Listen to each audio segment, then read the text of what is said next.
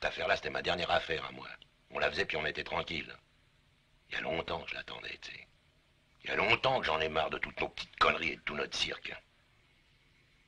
Je veux prendre ma retraite, moi, tu comprends pas, non? C'est bien, Max.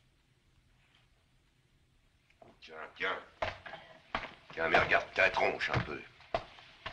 Regarde, gaffe un peu les valoches que t'as sous les yeux, regarde les miennes. Et puis ça, et ça. Je crois que c'est beau, hein?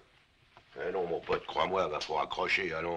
Oh, tu exagères un peu, Max. Non, non, j'exagère pas, j'ai du chou, moi. Pauvre Riton. Touchez pas.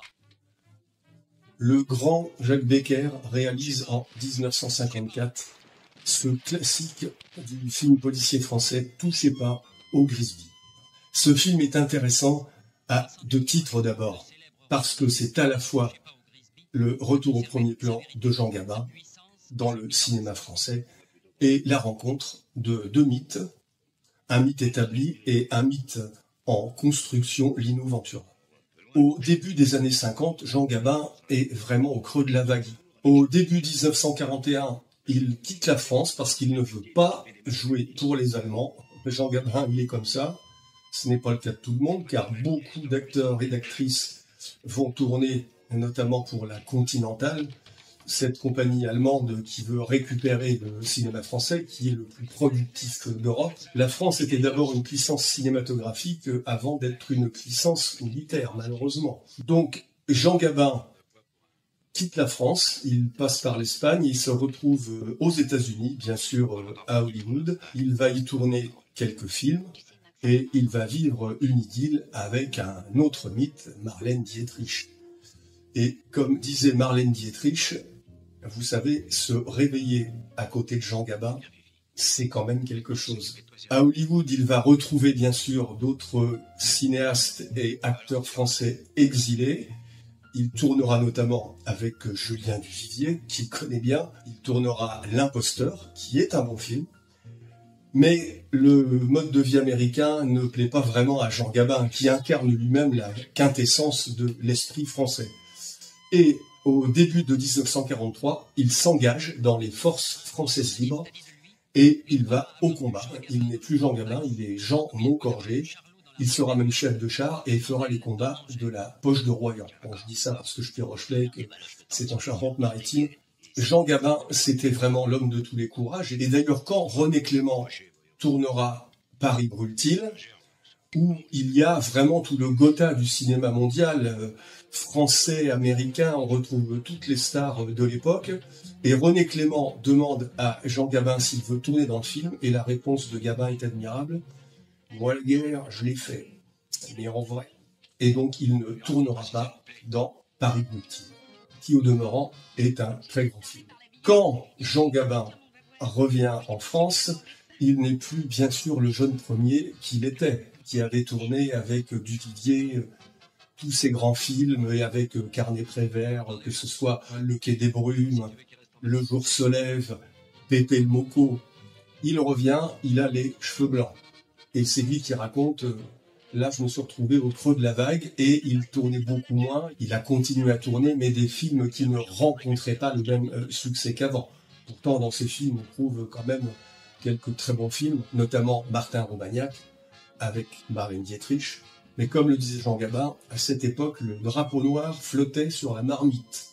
Expression que lui piquera Michel Audiard pour en faire un film dans lequel Jean Gabin tournera.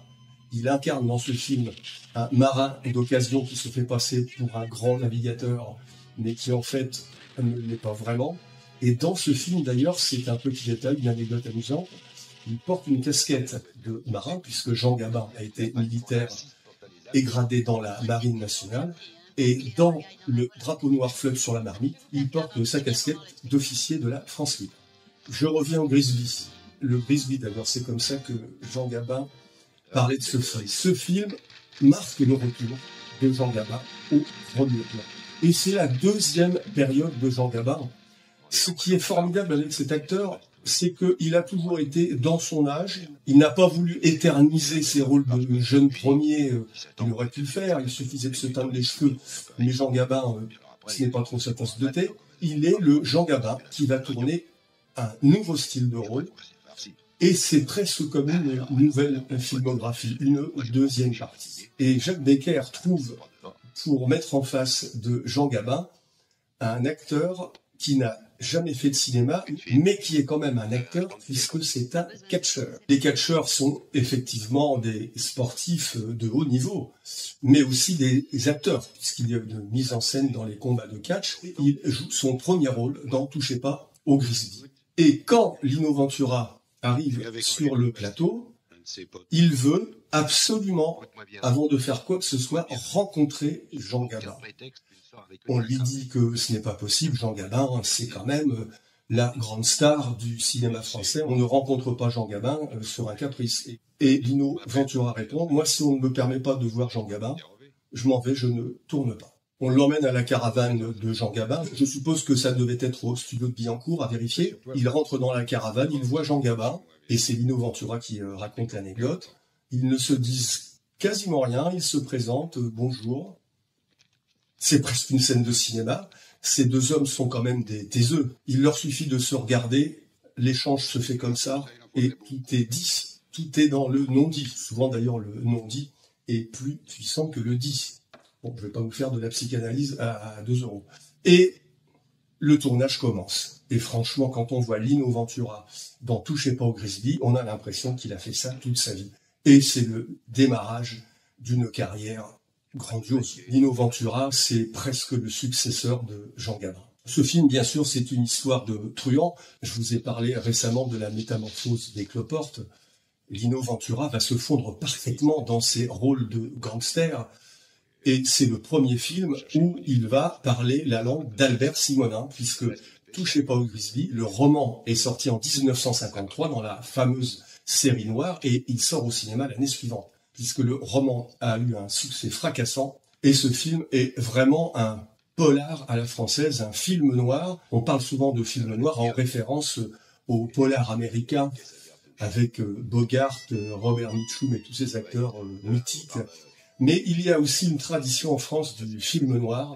Touchez pas au Grizzly est vraiment un des grands monuments de cette série noire à la française. Ce que je trouve extraordinaire dans Touchez pas au Grizzly, c'est aussi la façon qu'a Jean Gabin de s'habiller. Si vous regardez bien, dans beaucoup de films, dans presque tous ces films, Jean Gabin est toujours habillé comme il faut, et il a une élégance dans sa gestuelle. Quand il allume une cigarette, quand il ferme une portière, il faut savoir que Jean Gabin s'occupait lui-même de la façon dont il allait s'habiller. Et un exemple précis de cette chose-là, dans Pépé le Monco, si vous vous souvenez, il porte sous son col de veste un foulard qui est placé comme ça de chaque côté de sa poitrine. Quand le film est sorti, il a eu un grand succès. Tous les gangsters de l'époque, et même les demi-sels, se sont mis à cette mode du foulard parce qu'ils trouvaient le look de Jean Gabin extraordinaire. Voilà un bel exemple de la fiction qui rejoint la réalité. Le cinéma et la réalité, c'est un mélange constant. C'est comme le rêve et la réalité, on ne sait jamais où se trouve la frontière. Bien sûr, Touchez pas au Grizzly se passe dans le milieu des voyous, le milieu des hommes, comme on dit. Mais il n'y a pas que des hommes qui jouent dans Touchez pas au Grizzly. Il y a aussi 2 formidables actrices qui sont très jeunes à l'époque, Jeanne Moreau et Dora Dole. Et la pauvre Jeanne Moreau tournera une scène mémorable où elle reçoit quelques baffes de la part de Jean Gabin, et je pense que ces baffes n'étaient pas simulées. Elles sont très réalistes à l'écran. Et aux côtés de Jean Gabin, il y a aussi René Dary qui joue Riton, un voyou sur leur tour, mais qui n'a pas vu passer le temps. Et René Dary aussi, c'est un acteur que malheureusement on a oublié. Il a été, je dis ça pour les plus vieux d'entre vous, qui peut-être comme moi ont vu, étant enfant à la télé, le Belphégor de Claude Barma. Eh bien, René Dary, c'était le fameux commissaire Ménardet que l'on voyait dans le feuilleton. Et on ne peut pas parler de Touchez pas au Grizzly sans penser à la musique de Jean Vienner, avec ce fameux air à l'harmonica.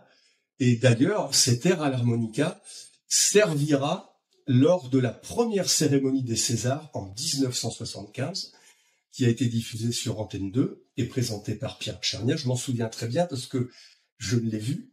Et c'est sur l'air de Touchez pas au Grisby, de ce fameux air d'harmonica, que Jean Gabin, qui a été le premier président des Césars, a déclaré ouvert la cérémonie des Césars. Et il retrouvera d'ailleurs à la fin de la cérémonie, pour annoncer le César du meilleur film, qui cette année 75 a été décerné au Vieux Fusil de Robert Enrico. Il remontera sur la scène des Césars, et cette fois, il retrouvera Michel Morgan sur la musique du Quai des Brumes. Tout cela pour vous dire que la musique de Jean Wiener est fabuleuse. Jean Wiener qui composa aussi pour l'ORTF la musique de la séquence du spectateur qui était diffusée vers midi sur la première chaîne de l'ORTF. Il n'y en avait qu'une. C'est la première émission que j'ai vue, je n'étais pas très vieux. Et pour l'ORTF, Jean Wiener composa aussi la célèbre musique au piano qui accompagnait, peut-être vous vous en souvenez également, Histoire sans parole, qui servait un peu d'interlude entre les programmes quand il y avait quelques problèmes techniques. Et cette musique au piano accompagnait des courts-métrages de l'époque du cinéma muet où on voyait Charlie Chaplin, Buster Keaton, Harold Lloyd et beaucoup d'autres. Vous retrouverez aussi dans Touchez pas au Grisby le grand Paul Francoeur, qui était un des grands complices de Jean Gabin. Il a joué tellement de films avec lui. Voilà, je m'arrête parce que j'ai tellement de choses encore à dire que la vidéo risquerait de durer trop longtemps. Si vous ne l'avez pas vu, il faut absolument regarder Touchez pas au Grisby. D'ailleurs, je crois qu'il est sur YouTube. Voilà, je vous souhaite de passer un très bon moment avec ce film magnifique, qu'on peut revoir, revoir et revoir, car il y a tellement de numéros, d'acteurs, une langue argotique magistrale. Donc, je vous laisse en compagnie de ces acteurs splendides, géniaux, mythiques, les adjectifs manquent. Touchez pas au Grisby, Jacques Becker, 1954.